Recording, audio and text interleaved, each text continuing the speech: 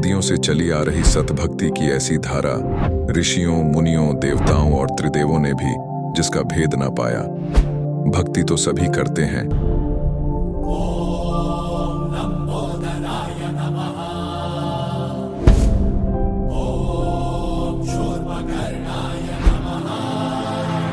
और हरदम यह सोच रहती है कि रहने के लिए आलीशान घर हो, घूमने के लिए बड़े बड़े पार्क हो, खाने पीने के लिए स्वादिष्ट भोजन हो, हम कभी बीमार ना हो, कभी दुखी ना हो और कभी भी ना मरे।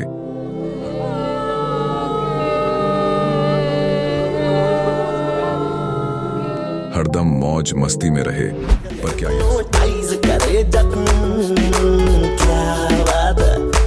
पर क्या यह संभव है? हम सब इतनी भक्ति करते हैं, व्रत करते हैं, श्राद्ध निकालते हैं, कावड़ लेकर आते हैं, बोले बोले, बोले, अरे बोले बोले, बोले। मंदिरों में जाकर मूर्ति पूजा करते हैं,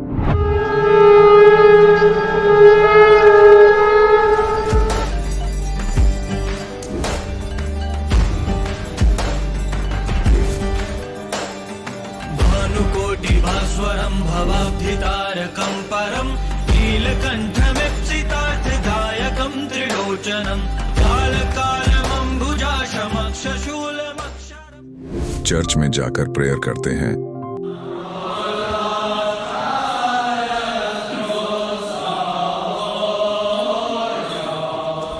मस्जिद में जाकर नमाज अदा करते हैं,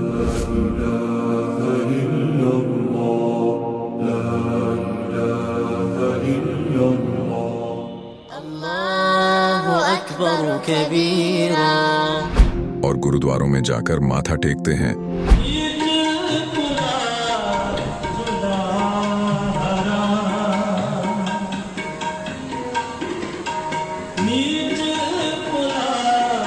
फिर भी दुखी क्यों है?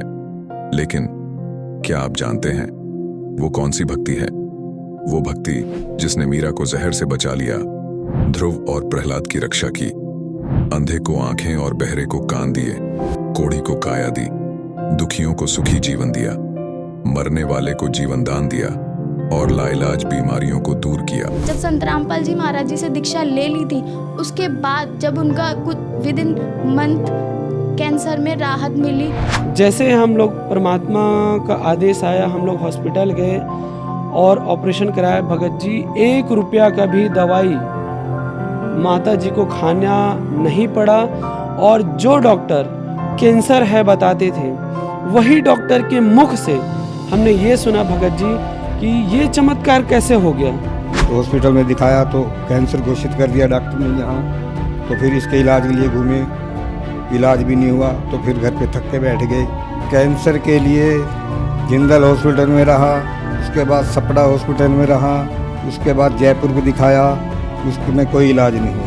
संत रामपाल जी महाराज जी ने चरणामृत प्रसाद दिया और आशीर्वाद दिया और भक्ति ज्ञान दिया, और उसके बाद मैं तंदुरुस्त हूँ। हर दिन में अपना सब कुछ खाता हूँ, मुझे कोई समस्या नहीं। मेरे को बीमारी ये थी सर कि ब्लड ट्यूब में मेरे को एक प्रकार का पस आ गया था और इन्फेक्शन हो गया था। उस इन्फेक्शन को डॉक्टर लोग वो कह रहे थे कि इसमें आपको ऑपरेशन करना पड़ेगा। आश्रम पहुंचने में परमात्मा का नामदान लिया और जो उन्होंने मुझे उपदेश दिया, उस उपदेश देने के बाद उन्होंने आशीर्वाद दिया। आशीर्वाद देने के बाद तत्क्षण में मेरा ये रोग वहीं के वहीं दर्द बिल्कुल ठीक हो गया। भक्ति सभी करते हैं, लेकिन उपरोक्त लाभ सिर्फ सतभक्ति से ही प्राप्त होते हैं। आज भी सतभक्ति करने वाले हजारों लाखों लोगों को शास्त्र अनुसार भक्ति का अद्भुत अनुभव प्राप्त हो रहा है। आइए जानते हैं ऐसे ही लाखों श्रद्धालुओं में से एक सतभक्ति करने वाले इस श्रद्धालु का अनुभव। नमस्कार सर। नमस्कार सर। सर क्या नाम है आपका? रंजीत माझी है सर। रंजीत जी आप कहाँ से हैं? कलाहांडी डिस्ट्रिक्ट ओडिशा से। संत रामपाल जी महाराज से नाम दीक्षा आपने कब ली? 7 जनवरी 2018 को। संत रामपाल जी महाराज से नाम दीक्षा लेने से पहले आप क्या भक्ति साधनाएं किया करते थे? ऐसे हम आदिवासी होने के बाद, एसटी होने के बाद, हमारा जो परंपरा में था, भूत प्रेत, वो देवी देवता मसाणी, वो सब पूछता था, बकरा उकरा काटता था, वही सब करते आता था। उसका साथ साथ मतलब जो ब्रह्मा विष्णु महेश्वर, जो शिव मंदिर, वो सब जाता था। तो फिर आप संत रामपाल जी महाराज की शरण में कैसे आए? एक बार इसमें गाड़ी एक्सीडेंट हो गया सर, मैं गाड़ी से गिर गया था, तो उसमें चोट लगा। चोट लगने के बाद 15-20 दिन जाने के बाद मेरा ये पैर रात को इतना बड़ा हो गया, तो मैं सुबह उठते देखा तो मेरा पैर नहीं उठ रहा है। तो मैं सोचा ये क्या हो गया मेरे को। फिर बाद में मेरे को याद आया कि मैं जो एक्सीडेंट हुआ था इसका वजह से ये हुआ। फिर मेरे दोस्त लोग मुझे हॉस्पिटल ले गया, जो मांडोसिल बोल के गाँव है सर, तो उसी में ले गया। तो वो डॉक्टर एक छोटा मोटा डॉक्टर था, उसका पास ले गया तो एक औषध मेडिसिन लिखा कि उसको दुकान से लेके आओ, उसका बाद मैं उसका ट्रीटमेंट करूँगा बोला। तो मेरा दोस्त बोला ठीक है तू यहाँ आराम कर, मैं औषध लेके आता हूँ बोला। वो गया तो मैं बोला कि नहीं भाई मैं अकेले यहाँ नहीं बैठूँगा, मेरे को भी साथ ले जा, तो दोनों औषध लेके आऊँगा तो साथ में चला जाऊँगा। ऐसा सोच के जब गया तो वहाँ पर जो मेडिसिन दुकान जिसका है वो खुद एक डॉक्टर है, मांडोसिल का है, वो साहू डॉक्टर है, अभी भी उसका बड़ा दुकान है। तो उसने बोला जब हम पर्ची दिया तो ये किसके लिए भाई बोला, तो मेरा दोस्त बोला वो मेरा दोस्त है उसके लिए बोला, तो उसको लेके आओ, मैं भी डॉक्टर हूँ चेक करूँगा बोला। तो वो जब मेरे को देखा तो बोला कि भाई ये कैसे हुआ, तो मैं बोला एक्सीडेंट हो गया था सर और 10-15 दिन के बाद ये हुआ है। तो वो बोला सीजन क्या बोलता है उसको, इन्फेक्शन ऐसा बोला मेरे को, इन्फेक्शन बोला। तो मैं ठीक है सर अब तो आप इलाज कर दीजिए बोला। तो वो मेरे को 4 इंजेक्शन दिया उस दिन और बोला कि कल शाम को 5 बजे आ जाना बोला। तो फिर उसी दिन भी गया तो 3 इंजेक्शन लगाया, फिर कल शाम को आना बोला। ऐसे करके 2-2 इंजेक्शन लगा के 6 दिन गया। 6 दिन जाने के बाद सर जी 6 दिन के शाम में जब पहुंचा वहाँ पर तो एक मतलब ऐसे डब्बा लेके आया, डब्बा ले आया मेरे को लेटा दिया और वो डब्बा नीचे डाला और मेरे पैर को ऐसे दबाने लगा तो वो डब्बा में 2 डब्बा खून जैसा गोला गोला निकला, 2 डब्बा, इतना बड़ा डब्बा में मेरे यहाँ से। उसके बाद बोला कि इतना सारा तेरा इसमें था, अभी तू ठीक हो जाएगा ऐसा बोला। फिर 2 इंजेक्शन लगा के मेरे को भेज दिया। फिर अगले दिन 7वां दिन में फिर गया तो फिर वो साफ़ किया। साफ़ करने के बाद बोला कि कितना दूर तक तेरा ये है अभी पता नहीं चल रहा है, कल फिर आना बोला। फिर गया अगले दिन मैं अपना जो कैंची है ना जो रुआ काटते हैं डॉक्टर लोग, उसको दबाया तो वो अंदर इतना दूर तक चला गया। तो मेरे को बोला कि ये तो भाई होल हो गया तेरा हड्डी में होल हो गया है। तो मैं बोला सर ये कैसे हो गया सर, तो बहुत दिन हो गया ना इसीलिए तेरे कैंसर हो गया। मेरे को तो बताया नहीं, मेरा दोस्त को बुला के बताया कि उसको हड्डी कैंसर हो गया है और वो मतलब उसको बोल देना। तो वो मेरा दोस्त मेरे को बताया तो मैं बोला कि कैसे, अभी तो मैं बचने वाला नहीं हूँ, फिर गरीब आदमी हूँ, पैसा इतना मेरे पास है नहीं। को बताया कि भाई ये तो मरेगा क्योंकि इसका इलाज तो यहाँ होता नहीं है और उसका पास पैसा भी है नहीं, तो ये मरेगा ही मरेगा।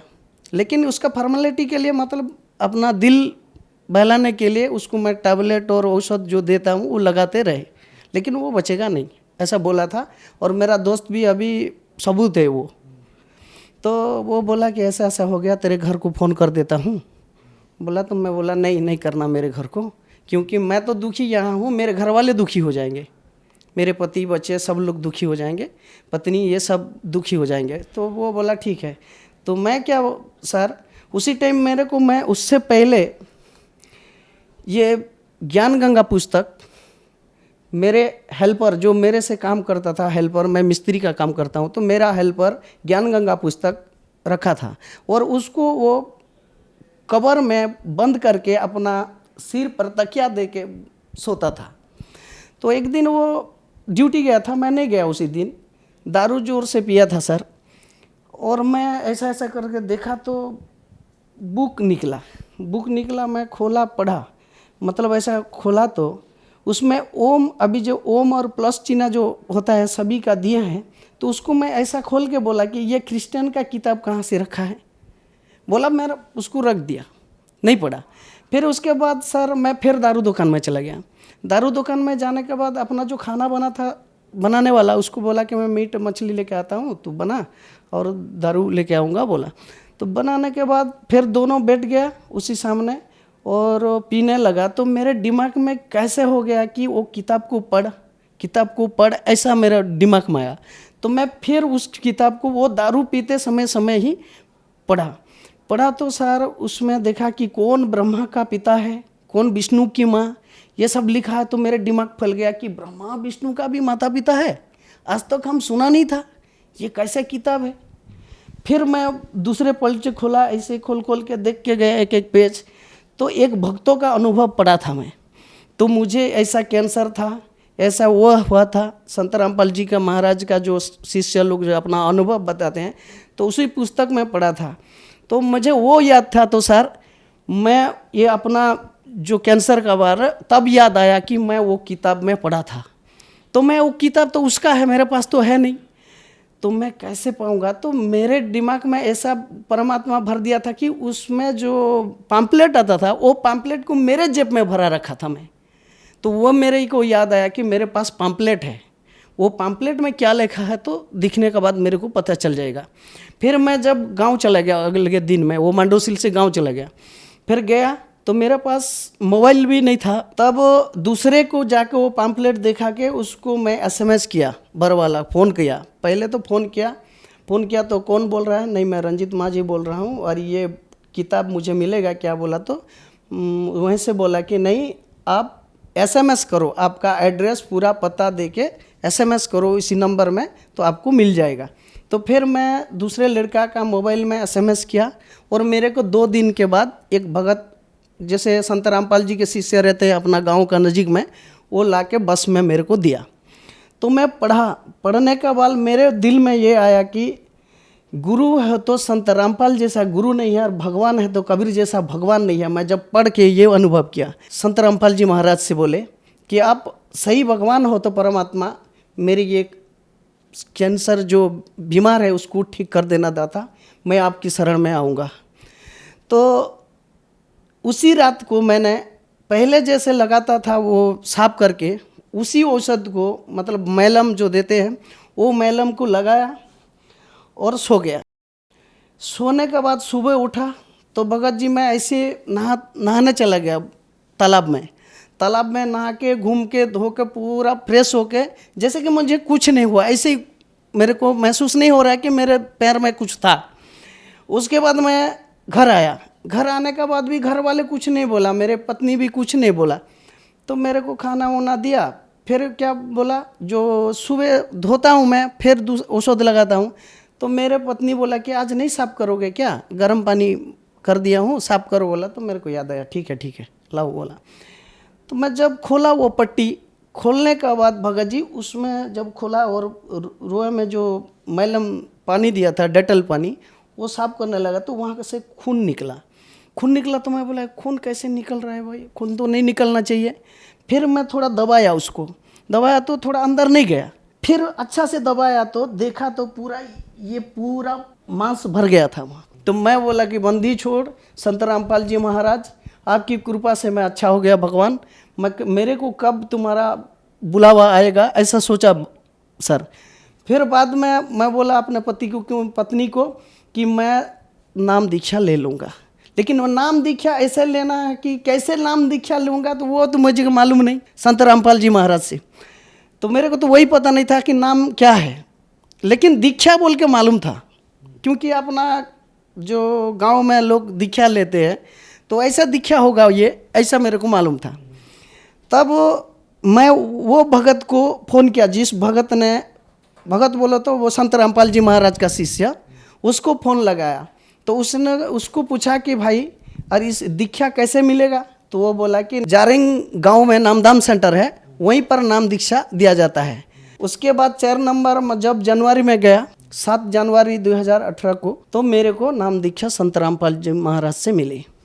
सर आपको हड्डी कैंसर यानी बोन कैंसर था, डॉक्टर्स ने आपको मना कर दिया था कि अब आपकी जिंदगी ज्यादा नहीं है। आपने संत रामपाल जी महाराज से प्रार्थना की और संत रामपाल जी महाराज ने आपको नाम लेने से पहले ही ठीक कर दिया। तो क्या संत रामपाल जी महाराज से नाम दीक्षा लेने के बाद भी आपको लाभ मिले? हाँ मिले सर, बहुत सारे लाभ मिले सर। इतना बोलूँगा तो थक जाऊँगा सर, लेकिन थोड़ा सा बताऊँगा। मैं पहले तो मुझे आध्यात्मिक ज्ञान हुआ कि भगवान क्या चीज़ होता है, ये मुझे महसूस हुआ और भगवान को पहचाना। संत रामपाल जी महाराज पूर्ण परमात्मा है, पहचाना। अपना वेद शास्त्र में जो है वो हमको मिला। मैं बहुत नशा करता था सर, सुबह उठता हूँ तो पहले दारू पीता था और मेरे घर वाले भी तंग आ जाते थे कि ये दारू कैसे छूटेगा। और मेरे पत्नी बहुत सारे मंदिर मस्जिद ऐसे व्रत व्रत रखता था कि ये दारू छूटे बोल के। मेरे पिताजी, मेरे बड़े भैया, इन लोग, मैं जब नहाने जाऊंगा बोलने से भी मेरे पीछे एक आदमी भेज देते कि ये दारू पीने जाएगा बोल के। मेरे घर आके भी पूछ सकते सर। तो जब वो मेरे को, जो मेरे साथ में जाता है, मेरे सिक्योरिटी बॉडीगार्ड बन के, उसको मैं पैसा दे देता था कि नहीं बोलना तू, मैं दारू पी जाने जा रहा हूँ, तू नहीं बोलना, तू ये पैसा ले बोल के उसको मैं पैसा दे के फिर दारू पी के आ जाता था। ऐसा नशा करता था। लेकिन जब संत रामपाल जी महाराज से नाम दीक्षा ली, वो दारू आज तक मैं छुआ नहीं, ना मुझे याद भी नहीं आता है। और गुटखा इतना खा जाता था सर, मेरे ये इतना नहीं खुलता था। वो भी संत रामपाल जी महाराज की दया से छूट गया सर। सर, संत रामपाल जी महाराज से नाम दीक्षा लेने के बाद आपको बहुत सारे लाभ प्राप्त हुए। तो जो दर्शक आज आपको टीवी पर देख रहे हैं, खास करके उड़ीसा में कैंसर के पेशेंट की बहुत ज्यादा संख्या है। लोगों के पास पैसे नहीं है इलाज कराने के लिए, और आप उनके लिए एक उदाहरण हैं। तो जो दर्शक आज आपको देख रहे हैं और वो भी इन बीमारियों से ग्रस्त हैं, उनके लिए आप क्या कहना चाहेंगे? उनके लिए मेरे ये कहना है, उनकी प्रार्थना है कि इनको संत रामपाल जी महाराज की सत्संग सुने।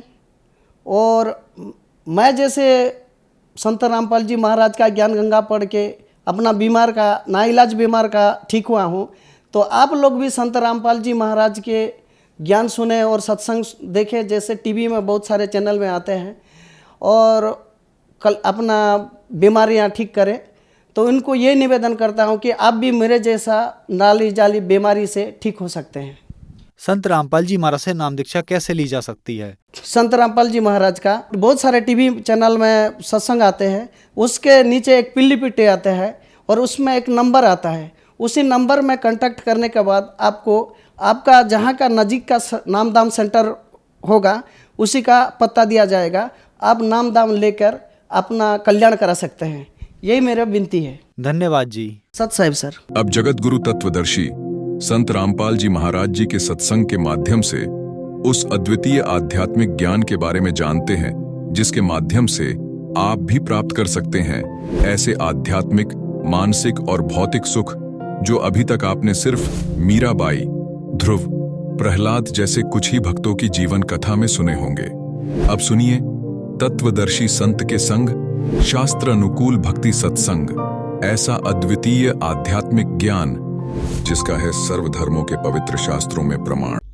एक फिर उसका शहर दूसरी सतिथि में, दूसरा पोर्शन बाजार है, और तीसरा वो पार्लियामेंट हाउस और प्रधानमंत्री का घर, रेजिडेंस, राष्ट्रपति भवन, ये तीसरा स्थान समझ लो। तो वो परमात्मा ऐसे सतलोक के तीसरे स्थान पर विराजमान है और वहां से गति करके आता है, अच्छी आत्माओं को मिलते हैं, एक कवियों की तरह आचरण करते हैं। ये वेदों में प्रमाण आपको बहुत बार दिखाया है। और अपने मुख कमल से वो वाणी बोल बोल के लोकोक्तियों के माध्यम से विचार व्यक्त करते हैं, दोहों के माध्यम से, शब्दावलियों के माध्यम से। और जिस कारण से वो एक प्रसिद्ध कवियों में से एक कवि भी कहलाते हैं, लेकिन वो होते हैं परमात्मा। और वो तीसरे भवनों ऊपरी तिष्ठति, सब भवनों के ऊपर, भवन के सब लोकों के ऊपर के लोक में बैठा है भगवान। वहां से गति करके आता है, अच्छी आत्माओं को मिलता है, जो दृढ़ भक्त होते हैं उनको उपदेश देता है, तत्व ज्ञान समझाता है। श्रीमद् भगवत गीता अध्याय नंबर 4 के श्लोक नंबर 32 और 34 में निष्कर्ष है इसका कि अर्जुन, धार्मिक अनुष्ठानों की जानकारी विस्तार के साथ सच्चिदानंद घन ब्रह्म की वाणी में, ब्रह्मणे मुखे, जिस सच्चिदानंद घन ब्रह्म ने जो वाणी अपने मुख कमल से स्वयं आकर बोली है, वो सच्चिदानंद घन ब्रह्म की वाणी है। उसके अंदर धार्मिक अनुष्ठानों की जानकारी विस्तार से कही गई है, और उसको जानकर फिर तो सब पापों से मुक्त हो जाएगा। वो तत्व ज्ञान है, वो खुद बोलता है भगवान। यथार्थ ज्ञान को तत्व ज्ञान कहते हैं। और उस ज्ञान को चौथे जाएंगे 34वें श्लोक में कहा, उस ज्ञान को तू तत्वदर्शी संतों के पास जाकर समझ, उनको दंडोत प्रणाम करने से, कपट छोड़कर उनसे प्रार्थना करने से प्रश्न करने से वो तत्वदर्शी संत तुझे उस तत्व ज्ञान का प्रचार करेंगे, उपदेश करेंगे। तो वो तत्व ज्ञान जो है खुद भगवान आकर बोलते हैं और उसके अंदर कंप्लीट स्पिरिचुअल नॉलेज, संपूर्ण अध्यात्म ज्ञान होता है। नहीं तो गीता ज्ञान दाता एक अध्याय और लिखवा देती है कि ये तत्व ज्ञान वहां पर डिले इसमें, लेकिन गीता और वेदों में, कुरान और पुराणों में, बाइबल में वो तत्व ज्ञान नहीं है। लेकिन जिस सत्र के वो शास्त्र हैं वो इनकम्प्लीट हैं, लेकिन गलत नहीं कह सकते। जैसे एक मैट्रिक का सिलेबस होता है, उसकी बुक्स होती हैं, तो वो बुक्स गलत नहीं होती, लेकिन वो बीए और एमए की नहीं होती, लेकिन उस 10वीं तक की पढ़ी हुई पढ़ाई आगे काम अवश्य आती है। तो इसी प्रकार हमारी सदग्रंथ जो हैं ये सभी अध्यात्म मार्ग को समझने में सहयोगी हैं, लेकिन यथार्थ ज्ञान परमात्मा ने स्वयं आकर दिया है, वो तत्व ज्ञान। तो यहाँ वही बता रहे हैं गरीबदास साहब जी, सेवक हो के उतरे इस पृथ्वी के माही, जीव उदाहरण जगत गुरु, बार बार बलिहारी जाऊं उस परम पिता पे। जीव उदाहरण जगत गुरु वही होता है जो पूरे विश्व को तत्व ज्ञान बतावे। जो अटपट करते हैं, शास्त्र ज्ञान कहते हैं, वो बेशक जगत गुरु लिखे रहे, वो नकली डुप्लीकेट जगत गुरु और सतगुरु हैं। तो यहाँ गरीबदास जी कहते हैं जीव उद्धारने के लिए, हमारा जीवों का उद्धार करने के लिए वो जगत गुरु बन के आए थे परमात्मा 600 वर्ष पहले। और परमात्मा के कबीर साहिब के एक दुल्हा धानक, एक अछूत कहा करते उसको, और 64 लाख सिद्ध हो जाना बालकों का खेल नहीं है। तो आज से 550 पौने 600 वर्ष पहले इस भारतवर्ष में, भारत कहाँ तक था, पश्चिमी और पूर्वी पाकिस्तान, अफगानिस्तान, बलोचिस्तान, इराक और ईरान तक भारत था उसमें।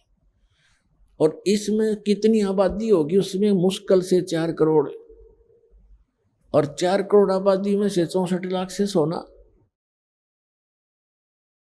एक दुल्हे के हो सकते हैं? वो दुल्हा हो सकते हैं? वो समर्थ शक्ति थे, दुल्हा कर्म से थे, लेकिन वो परमात्मा थे। और कर्म इसलिए कर रहे थे कि भाई मेरे से निर्धन कोई नहीं, और परमात्मा पाने के लिए सत भक्ति हो, चाहे गरीब हो चाहे अमीर हो, क्योंकि उन्होंने राजाओं को भी दीक्षा दी और सेठों को भी, साहूकारों को भी दीक्षा दी, लेकिन उनको सच्चाई से परिचित कराया कि मोक्ष पाने के लिए ये बकवाद संसारिक छोड़नी पड़ेगी, तभी मुक्त होगी। तो इसलिए यहाँ गरीबदास जी कहते हैं कि वो दास बनकर उतरे। जैसे रामानंद जी को परमात्मा सचखंड लेकर गए, सतलोक शाश्वत स्थान पर, स्वामी रामानंद जी को फिर वापस छोड़ा, तब कहा था दोहू ठोर है एक तू भया एक से दो, दोहू ठोर है एक तू, ऊपर भी आप ही हो और नीचे भी आप ही हो, और गरीबदास हम कारणे तुम आए हो। मगदो गरीबदास जी ने अपनी वाणी में लिखा है, गरीबदास जी की इसलिए नाम लिया जाता है, जैसे तुलसीदास जी की उन चौपाइयों में उनका नाम तुलसीदास होता है, लेकिन महिमा श्री राम की ही होती है।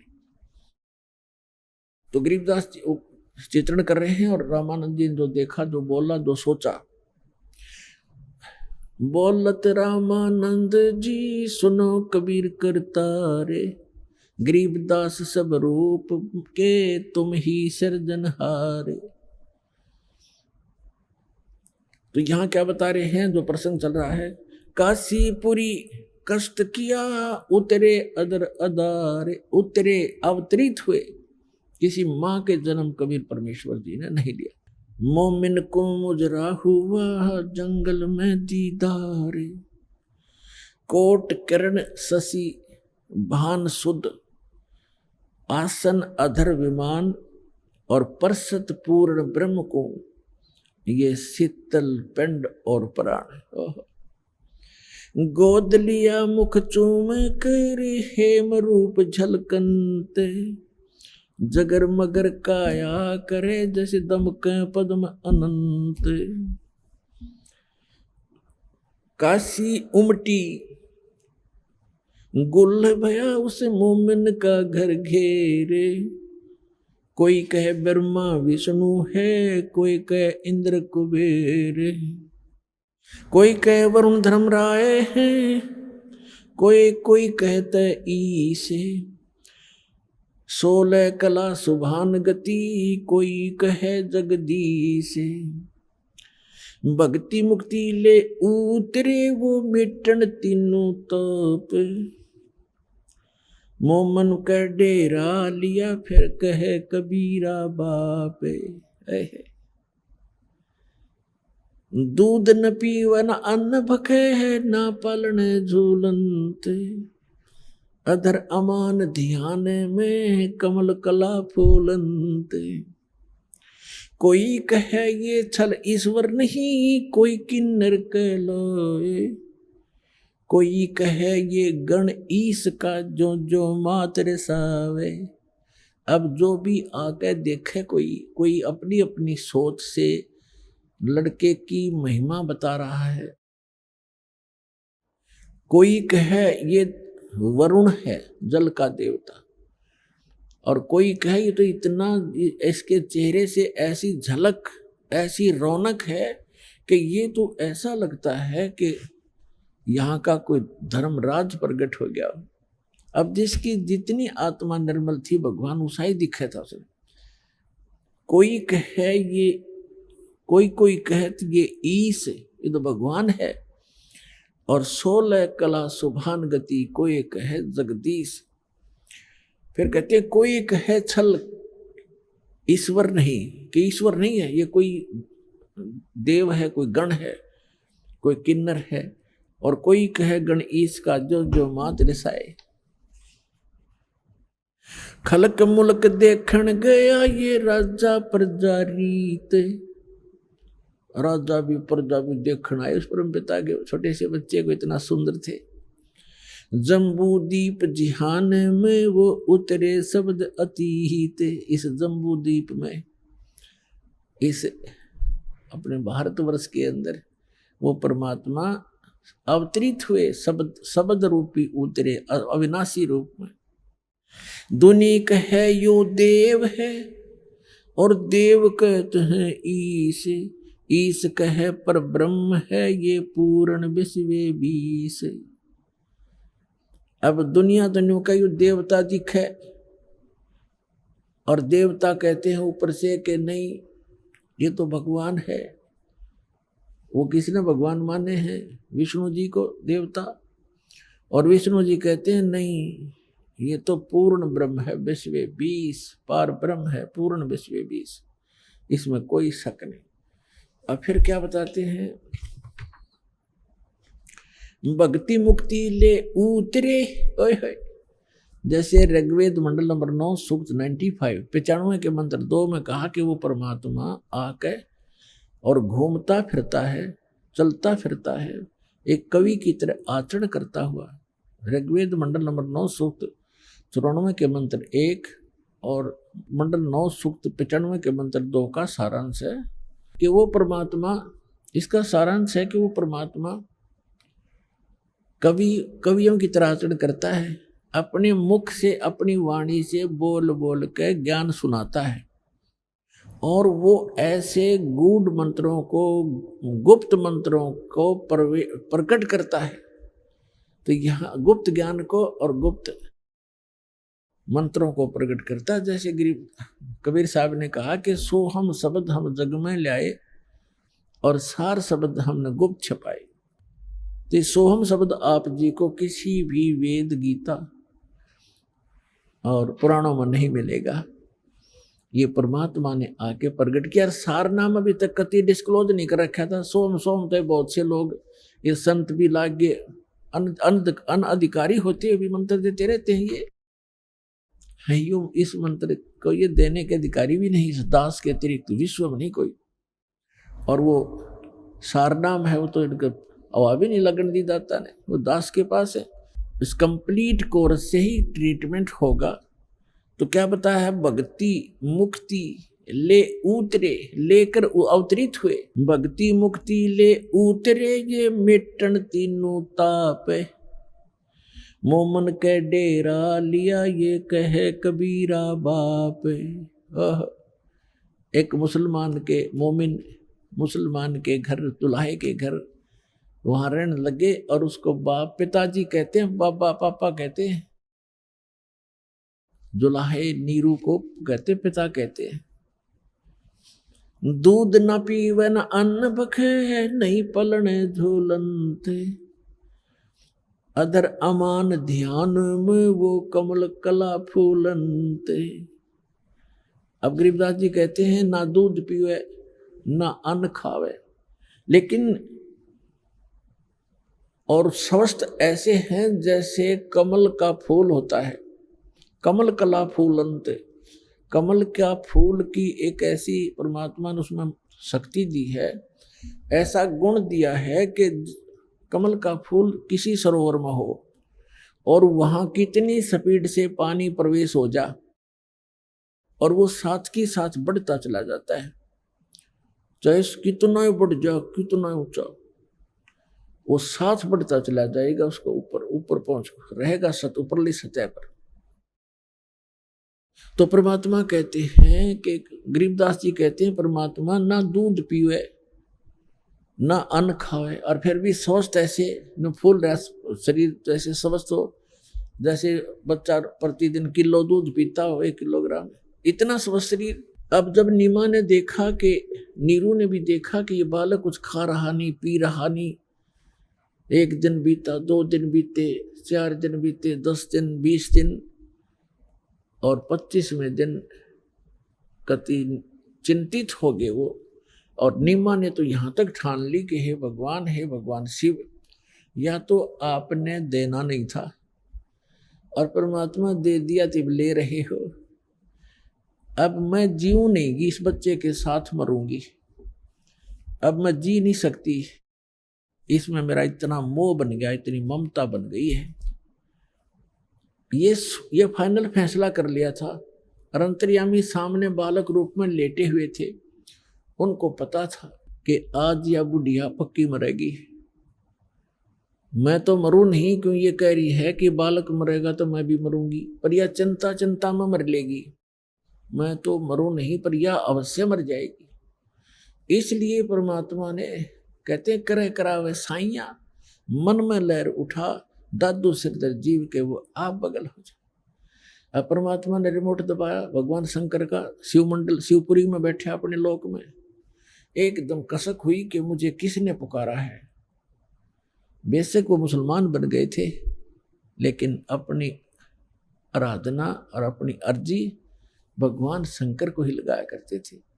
वैसे तो पुण्यात्माओं धीरे धीरे ज्ञान की रोशनी होगी, ये पूरा मुसलमान धर्म ही इस शंकर भगवान का पुजारी है, पर ये उसको समझ नहीं पा रहे। और जो इनका जो कुरान शरीफ का ज्ञान दाता है वो है ये काल ज्योत निरंजन।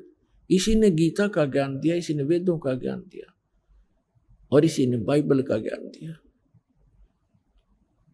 और गरीबदास साहिब जी ने कहा कि वही मोहम्मद वही महादेव, वही मोहम्मद वही महादेव, वही आदम वही ब्रह्मा, दास गरीब दूसरा कोई नहीं, देख आपने घर में।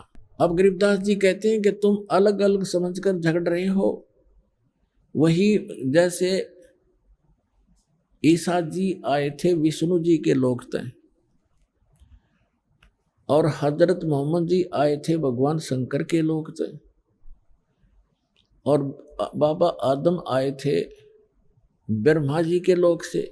या गरीबदास जी कहते हैं परमात्मा से प्राप्त ज्ञान के आधार से कि वही मोहम्मद वही महादेव, वही आदम वही ब्रह्मा, और दास गरीब दूसरा कोई नहीं।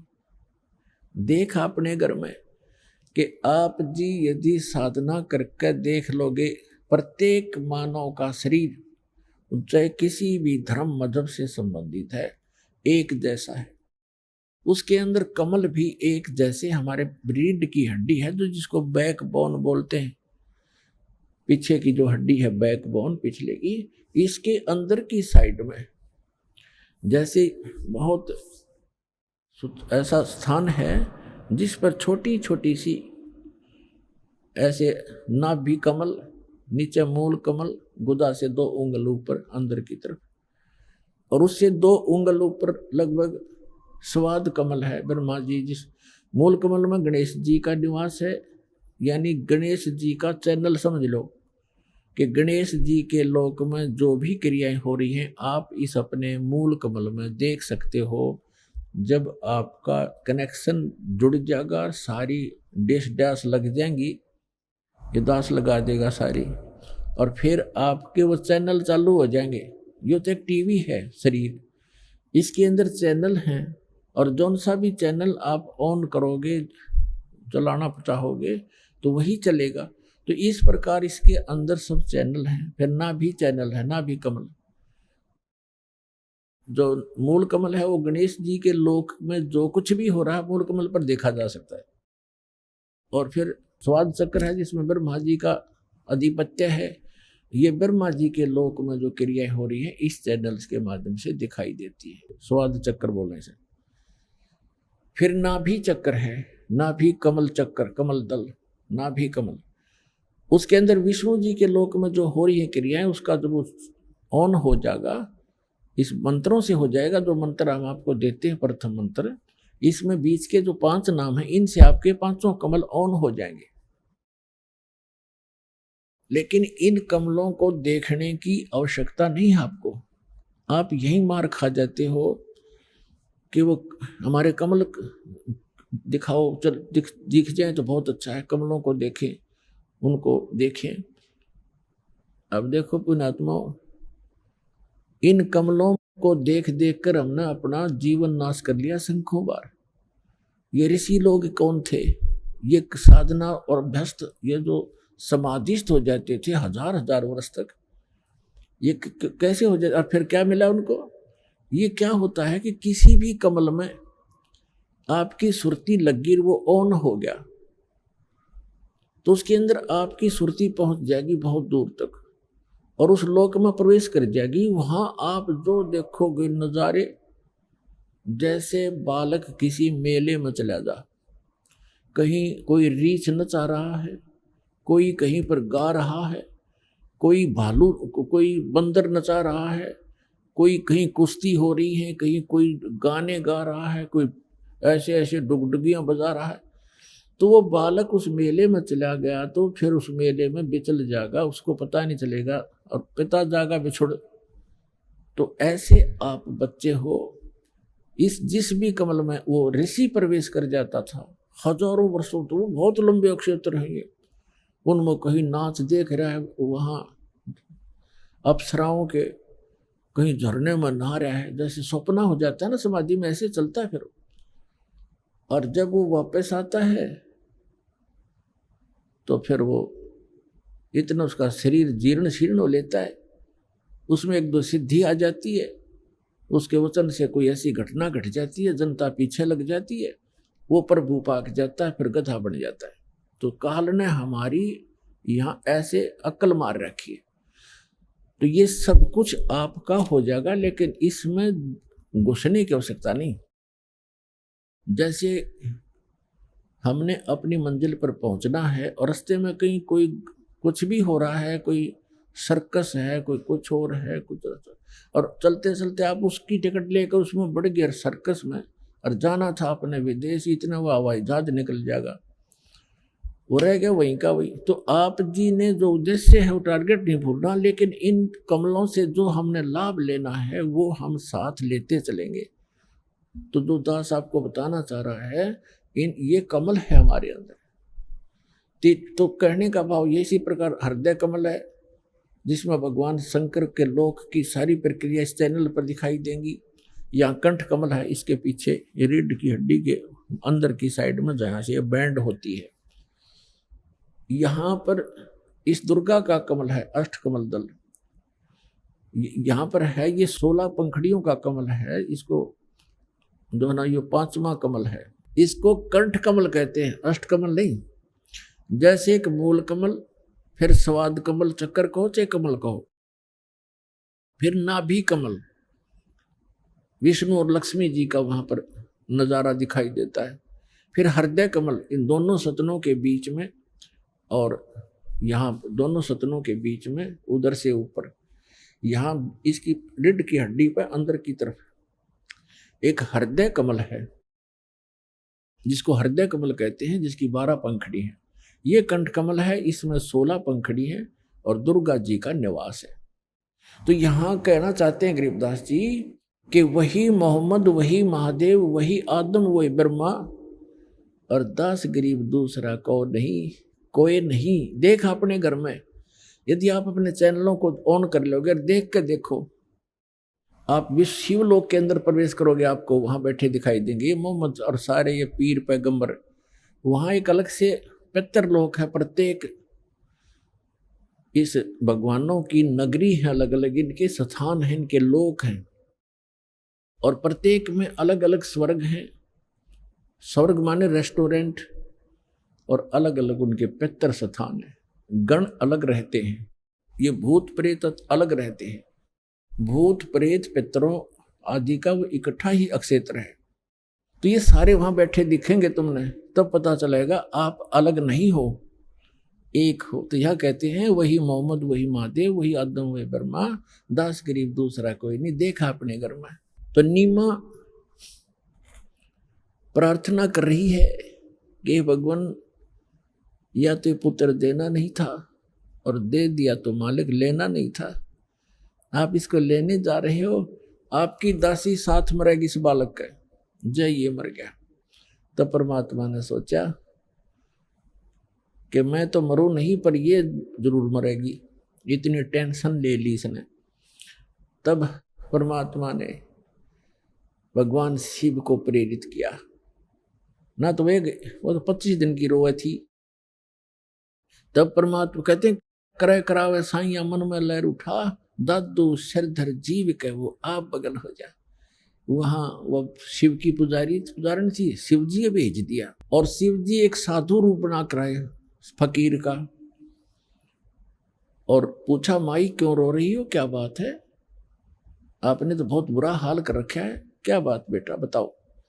तो उसने बताया कि महाराज जी मैं महा दुखी हूं, मेरे दुख ने ना सुने, आपके सतर का नहीं है, आप भी दुखी हो जाओगे मुझे दुखिया के दुख न सुनकर। भगवान शिव ने कहा कि माई बेटा, कहते हैं अपना दुख किसी दूसरे को सुना दे तो कुछ हल्का हो जाता है। ठीक है, मैं नहीं कर सकूंगा, कुछ विधि बताऊंगा, हो सके दाव लग जाए तो कर लेना। तो माई ने सोचा ले बता दे महात्मा को, महात्मा में तो शक्ति भी होती है। लेकिन इससे पहले वह सब महात्माओं के पास जा चुकी थी, कोई राहत उनको मिला नहीं था। झाड़ फूक भी करवा लिए थे, सारी टोक टाक भी झाड़ ली थी, पर उस मालिक का टोक लग गया करे। कोई जंतर मंत्र हो सकता था, पर हम ऐसे बच्चे हैं ज्ञान में। तब उस नीमा ने सारी कहानी बताई कि मैं निसंतान थी महाराज, एक दिन मैंने हृदय से अपने भगवान शिव को याद किया था, और कमल के फूल पर एक सरोवर के अंदर मुझे ये अनमोल रत्न उन्होंने मुझे दिया था। और अब ये 25 दिन का हो गया, इस ना भोजन खाता है ना दूध पीता है, अब ये मृत्यु को प्राप्त होने वाला है। और परमात्मा ऐसे स्वस्थ, जैसे कमल कला फूलंत, कमल की तरह फूल रहे हैं, फल फूल रहे, बड़े शरीर स्वस्थ हो रहा है, मैच्योर से हो रहे हैं, जैसे नवजात शिशु से थोड़ा बड़ा शरीर हो गया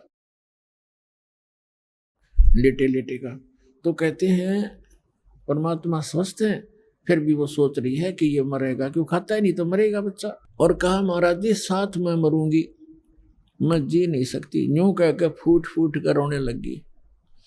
तब शिव जी ने कहा कि माई तेरा पुत्र दिखा कहाँ है।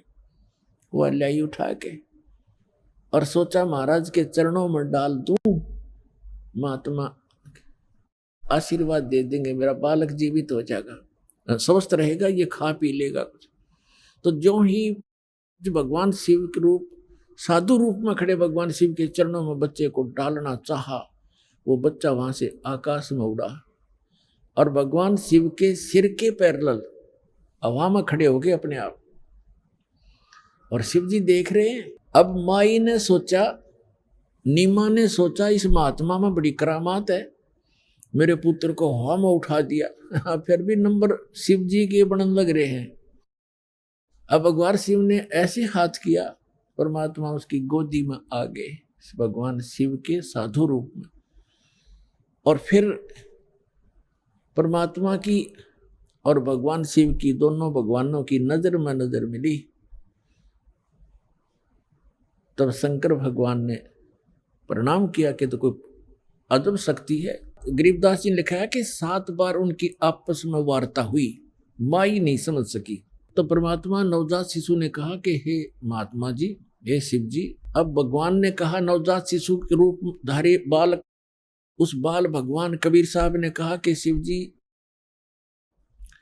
इस माई से कह दो एक कुंवारी गाय मंगवा ले और उस पर आप अपना आशीर्वाद दे देना, वह दूध दिया करेगी। कहते करे करावे साइया मन में लहर उठा, दादू सिर धर जीव के आप बगल हो जा। अपनी महिमा नहीं चाहते परमात्मा, माई कन्या हो जाएगी। अक्साद दुआया था, आशीर्वाद दे दिया और गाय दूध देने लगी। और परमात्मा ये चाहते हैं कि इन मेरी आत्माओं के हृदय में भगवान की आस्था बनी रहे, चाहे वो किसी के माध्यम से बनावे। तभी तो आज तक आप भगवान भगवान करते फिर रहे हो और किसी को राहत मिली नहीं। भले ही साधनाएं गलत थी, लेकिन आप कभी मालिक के चरणों में रहे हैं, जिस कारण से आपको भक्ति से परिपूर्ण कर गए थे। आज तक आपके पुण्य समाप्त नहीं हुए थे। आज से 600 वर्ष पहले परमात्मा आए थे, 64 लाख से हुए थे। उन 64 लाख में से आप हो जो सबसे पहले आओगे। और आपको इतना भक्ति और आशीर्वाद से आपको आपका पोषण कर गए थे, आत्मा का इतना आपके पुण्य संग्रह करवा गए थे कि आप जी के जन्म होते आ रहे मनुष्य के। भले ही आप साधनाएं किसी भी देव देवता की कर रहे थे, उनसे मिलना मिलाना कुछ नहीं था, आपके फल रहे थे पूर्व जन्म के कर्म ही, वो संस्कार मिल रहे थे। लेकिन आस्था भगवान में जुड़ी थी कि मैं इस भगवान की पूजा कर रहा था, मुझे लड़का हो गया, मेरी नौकरी लग गई, जैसे इस दास के साथ था। अब पता चला जिन भगवान ने की हम पूजा करते थे वो कुछ कर ही नहीं सकते थे, लेकिन हमारी आस्था थी, हो रहा था, फल रहा था, संस्कार प्रारब्ध, और हम क्रेडिट देते थे इन भगवानों को, और हमारी चाह बनी रही भगवान में, और कर रहा था वो खुद मालिक। तो उसी समय साधु वेशधारी भगवान शंकर ने कहा कि नीमा तेरा पति कहाँ बुलाओ। उसने अपने पति को बुलाया। तो भगवान शिव ने कहा, यानी जो साधु रूप में खड़े थे, कि ऐसा कर बच्चा, एक कुंवारी गाय ला जिसने दूध पीना छोड़ रखा हो और सांड न टच ना करी हो, जाके संग बैल नहीं लागा। और एक कुम्हार के घर से एक बिल्कुल ताजा स्वच्छ एक छोटा सा मटका ले आना, जिसमें दूध निकाला करेंगे, घड़ा, छोटा घड़ा, बरोला। जैसे आजकल देगची होती है ना, डेगची, इतने साइज का। वो गया, तुरंत कुंवारी गाय ले आया और एक कुमार के घर से डेगची टाइप मटका ले आया मिट्टी का। भगवान शिव ने उस बच्चिया के सिर पे कमर पे हाथ मारा, लंबे लंबे सतन हो गए और पात्र नीचे कर दिया, और वो पात्र भर गया, अपने आप बंद हो गया फिर। और परमात्मा ने वो दूध पिया। तब उस बुढ़िया के, उस माई को विश्वास हुआ कि अभी उम्र नहीं, और महात्मा के चरण छुए, सो नमस्कार करे, आप तो सचमुच भगवान आ गए। इस प्रकार परमात्मा ने दूध पिया। आत्माओं देखो, हम सबसे पहले परमात्मा की पहचान करेंगे, तब में आस्था बनेगी। आत्मा कौन है? जिन सदग्रंथों को हम सत्य मानते हैं, यानी वेदों को विश्व का प्रत्येक व्यक्ति ये मानता है, और विशेषकर हिंदुओं के समाये हुए अर्पण है। ये कोई किसी डूब के गीत नहीं, गॉड गिवन स्पिरिचुअल नॉलेज है, और भगवान की महिमा है इनके अंदर। अब वेदों के ज्ञान है भगवान की, वो क्या करता है, कैसी लीला करता है, और वो किसी ने कर रखी, पर who is God, he is God, जिसने लिखी हुई लीला रखी हो वो प्रमाणित करते हैं। वाणी से सुनाते हैं उसके बाद आपको वेदों और परमात्मा की महिमा से प्रमाणित करते हैं। अभी आपने सुने जगत गुरु तत्वदर्शी संत रामपाल जी मंगलमय सत्संग प्रवचन। अब सुनते हैं भक्तों के अनुभव जिन्होंने रामपाल जी महाराज के प्रमाणित होकर नाम दीक्षा लेकर को लाभ प्राप्त किए। सर नमस्कार। सर साहब, सर क्या नाम है आपका? अजमेर दास मेरा नाम, सतनूर, तहसील गढ़शंकर, डिस्ट्रिक्ट में। सर आप क्या करते हैं? में था, अभी फौज से सर संत राम महाराज से आप कब जुड़े? मैं संत राम महाराज से मई 2013 से जुड़ा हुआ हूँ जी। सर संत रामपाल जी महाराज की शरण में आप क्या भक्ति साधना?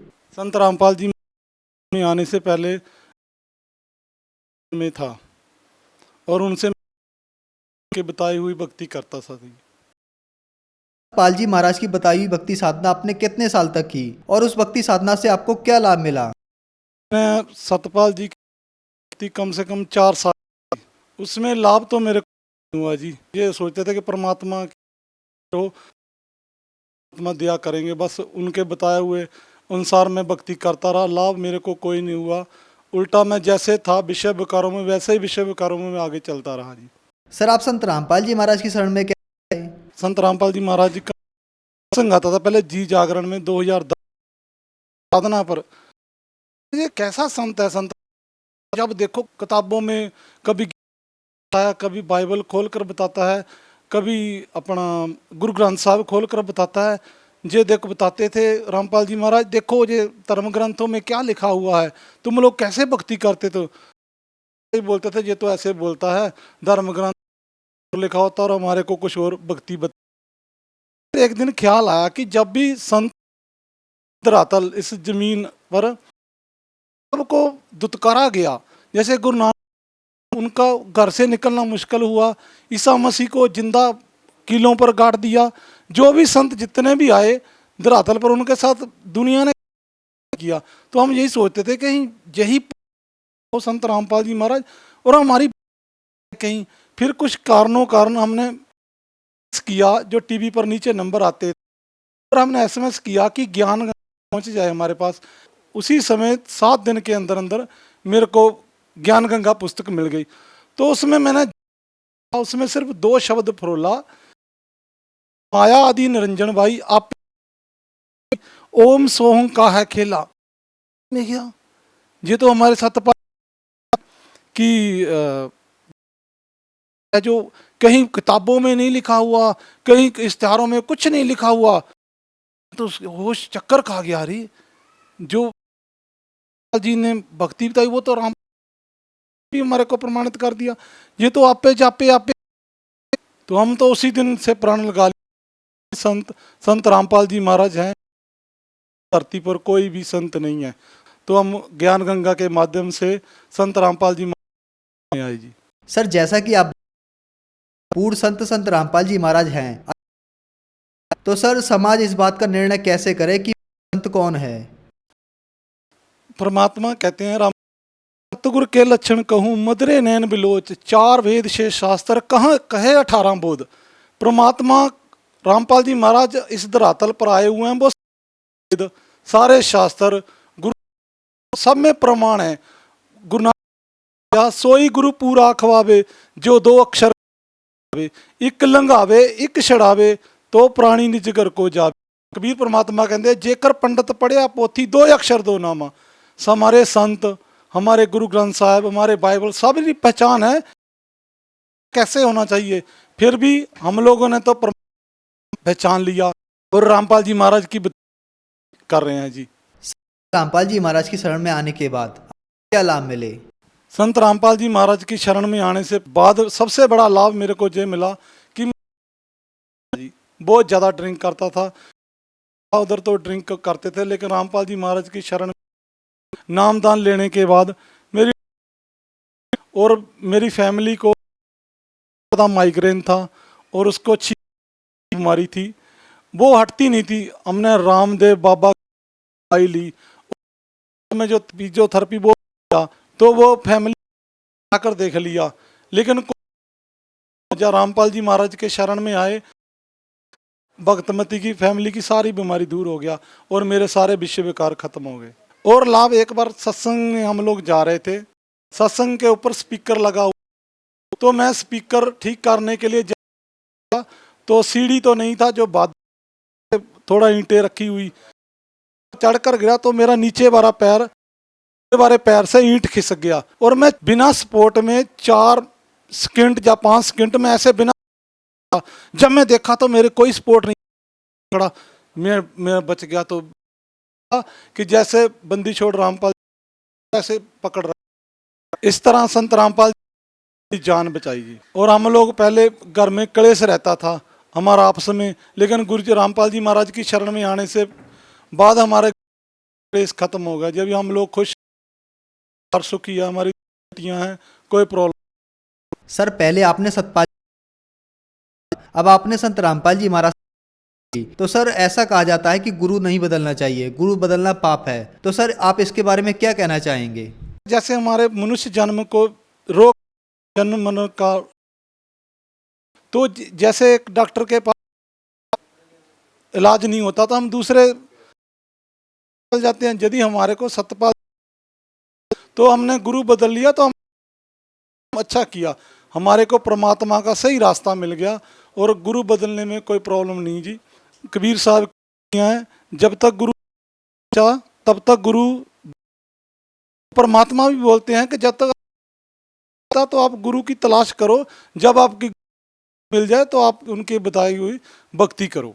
सर हिंदुस्तान में बहुत हैं, उन सभी को छोड़कर आप संत रामपाल जी महाराज की शरण में, क्योंकि हम आज सारे धर्म ग्रंथों के हिसाब से हम बताते हैं और बाकी तो सब अपना अपना मत लेकर अपनी अपनी, कोई किसी ने राधे श्याम राधे दप बता दिया, किसी ने ओम नमः शिवाय बता दिया, वो कहीं भी हमारे धर्म ग्रंथों में ऐड नहीं है।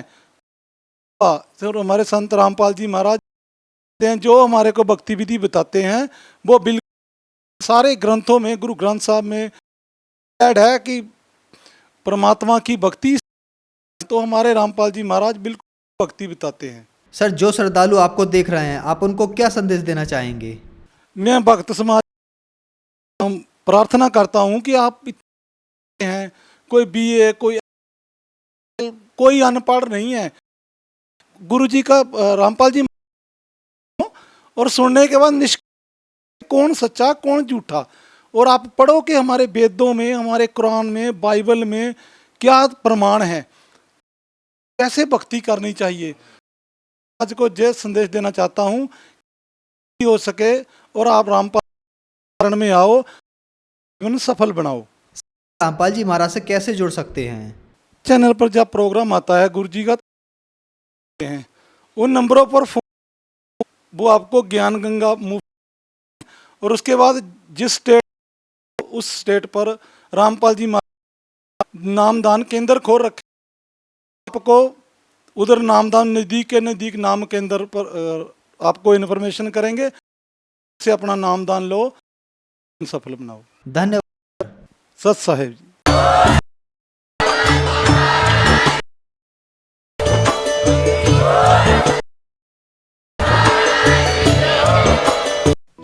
आप सुन रहे थे जगत गुरु तत्वदर्शी संत रामपाल जी महाराज के मंगल प्रवचन। संपर्क करें